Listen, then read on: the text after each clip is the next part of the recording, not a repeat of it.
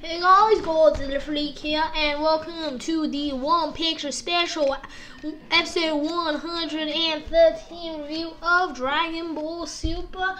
No editing, no intro, no pictures. It is the One Picture Special, and there's no custom thumbnail either. It's just the blackmarket.com picture, One Picture Special. Now, before the episode starts, I want to broadcast some news. First of all, on November the 3rd, which is a Friday, Andrew's going to be going to Mexico, and I'm having no pre-recording. He's going to need the full body, so because he can only use 0.5% of his power, so 1/200th of his power in his current state, because it's when you separate, it's exponentially weaker, so you get exponentially weaker when you separate. So he needs a full body. He only really needs 1%, but he needs a full body just to get 1%, 1/100th. So yeah, I'm not gonna be capable of making any videos, either is he. Also, Map of Fate is returning on Wednesday. Halloween special on Tuesday on the 66 Gaming channel, and this channel we're gonna be streaming on Tuesday for Halloween costume video. How'd you like it? Leave it in the comments below. Also, preview video, we're gonna be making an analysis of the preview tomorrow. And yeah, those are the major things to report on. Also, this review is going to be really short. It's a one picture special. It's going to be like geekdom length. You know, geekdom actually probably no, because I can rant for a long time. But at the same time, it's probably not going to be that long, like a ticking one. Even though geekdom has been making some pretty long reviews recently. Alright, let's start. So first of all, we want to talk about the current state of the tournament power. Stats wise, Universe 7, I think it still has 7 warriors, or 6, because yeah, one of them faced off against Toppo and Jiren. I don't think that was smart. I think he got knocked off, but then at the same time maybe not. So 7 or 6. Universe 6 has 4 after Kaba's elimination. It is Califla, Kale, and the Namekians. Universe 7 still at 7. We're leading right now. We have Goku, Gohan, Piccolo, the androids, and Frieza. Universe 4, I'm not sure.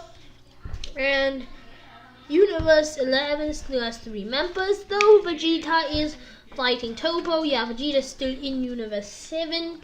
He is still in the tournament power, at least to our understanding. I don't think we'll get to see him knocked off camera, so yeah, Vegeta still in.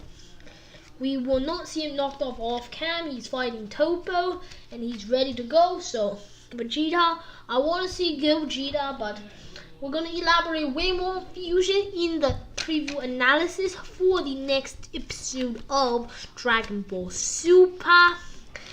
Yeah, the preview, it's pretty good. We got one picture, and that one shot is all we're going to talk about for like a long time. Longer than this probably, actually.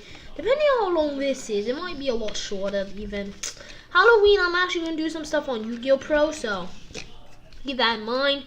23 minutes left in the tournament of power, so 1 minute has passed since half, because I'm pretty sure like with Hit and Jiren, time wasn't really moving too fast.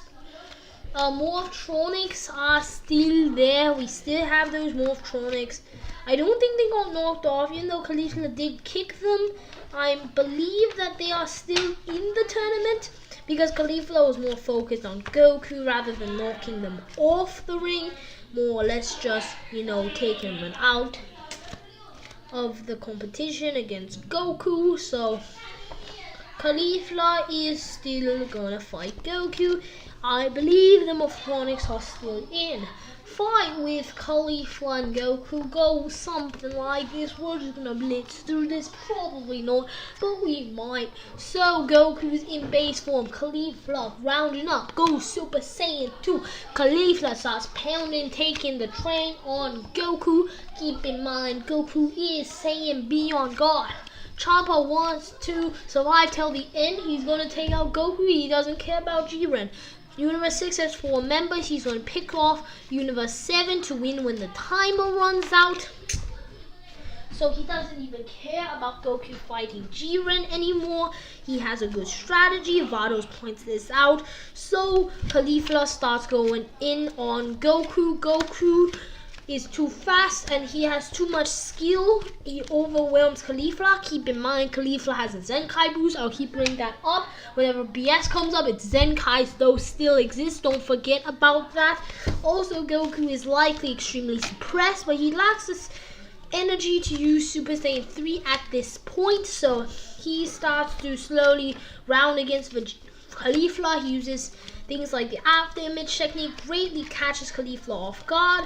Califla stays Super Saiyan 2 the entire time, even though lightning is only seen when she transforms. Makes sense, but at the same time, it doesn't make sense, or I'm being sarcastic here. Goku is fighting Califla, and Califla quickly adapts to Goku's martial arts. Everyone in the audience brings up that Califla is not very good. Champa gets sort of scared, but then Califla quickly adapts again, likely because of the Zenkai boost, and is able to overwhelm Goku. Goku uses Super Saiyan, gets the edge on Califla, but then again, likely because the Zenkai boost, Califla gets the edge back on Goku. Then Goku uses the Super Saiyan 2 in order to completely pound on Califla. Califla has the attack known as the Crushing Blast thing, which is like a red energy beam, but it is not enough to overwhelm Goku. I would say they're about equal. Goku has the edge in terms of power and technique, but it's fine. Though Califla is using the blast with the red thing, Goku counters it easily with Masenko's, leading me to believe the red blast isn't actually that strong.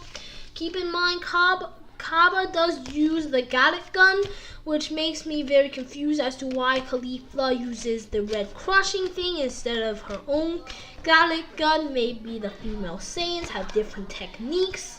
Or maybe Califla is a higher class of Universe 6 and only lower class Universe 6 people use the Gallic gun, unlike in Universe 7 where the Gallic gun is actually a high tier technique used by the Prince himself. So moving on in the battle, Kale joins to help Califla and they start to overwhelm a tired, injured Super Saiyan 2 Goku. Kale distracts Goku while Califla can easily Crushing Blast thing. I have no idea what that's called. I completely forgot. She can just red energy beam on Goku and do a decent bit of damage, but Goku has a hard time, but he is able to easily block Califla and Kale. I know I just contradicted myself. What I'm saying is he can't really dodge much or land a hit on Califla and Kale, though he is able to dodge and block most of their attacks, which is really weird. I guess he is just tanky enough at this point, but he doesn't have the energy to do a counter. I'm not sure. So the fight continues because Goku is a highly capable fighter, and even in a 2-on-1 he does not give up his ground even a bit. Kale uses her weird mix between legendary Super Saiyan and regular Super Saiyan. No idea how strong that is compared to the Super Saiyan 2. Like to assume that it is around the same strength. She has green Ki Blast. Again, Goku is capable of countering the red Ki Blast with simple Masenko's, which is the base Ki Blast that the characters use when they're doing just a little bit, just a little bit, not overexerting themselves at all, just doing a light tap Ki Blast. That's what a Masenko is, right? Pretty sure Piccolo was the first one to actually use a Masenko, but by the time the Cell Saga rolls around, everyone and their mother is using Masenkos. You see this even more in GT with the adventurous aspect, but GT isn't canon. Now is it? This is the basic Ki Blast. And since Goku is able to counter Califla with this without using the Kamehameha, for example, which he uses to counter the Gallic Gun or the Final Flash for the most part, this again leads me to believe the Red Blast isn't actually that strong. But Kale is able to come in at Goku from behind quite a few times, while Califla uses Crushing Blast at the front, leaving Goku slightly overwhelmed, but then again he is still capable of blocking the attacks quite well, not really taking any major damage. He does have scratches on him, but it's fine. He isn't taking too much damage, and he slowly recovers stamina as this happens. And Califla's whole goal here is to learn how to go Super Saiyan 3 from Goku, but Goku says to do that, Califla will have to defeat him, which is really weird. So it's either A, she's not gonna learn it, or B, Goku gets knocked off, or C, plot convenience, so she learns it and Goku doesn't get knocked off, leaning towards C at this point. So the fight continues even further, because why wouldn't it, with Kale and Califla?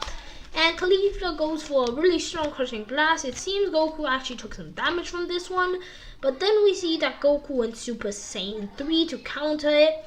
Califla and Kale feel the overwhelming power of Super Saiyan 3, and they're actually kind of scared of it. They're like, whoa, Super Saiyan 3? That's a pretty strong form right there. This is some weird Andrew stuff.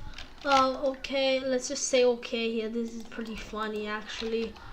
Okay, white fluffy bunny, whoever you are. I think that's Abiaz or something. Saw him on the Discord one time.